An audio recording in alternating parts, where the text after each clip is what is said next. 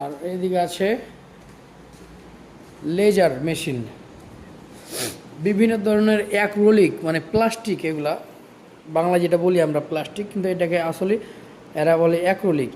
এগুলো আবার মিলি আছে, এটা যেমন 2 মিলি, এরকম মানে যত মোটা হবে ততকে ওই মিলি বলে বেশি, 10 মিলি 15 মিলি। এগুলাতে বিভিন্ন ধরনের জিনিস বানায় আর কি অ্যাক্রিলিক দিয়ে।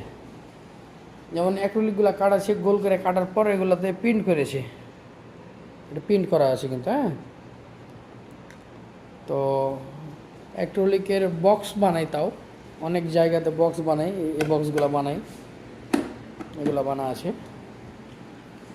তো আরেকটা মেশিন আছে,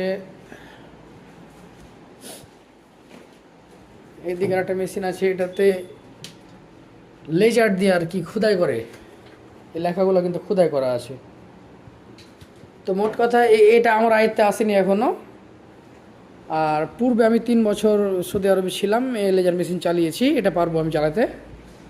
আর এখানে কাজ করা লাগবে, স্টিকারের কাজ, বিভিন্ন কাটিংয়ের কাজ বা বিভিন্ন বক্সের কাজ করা লাগবে।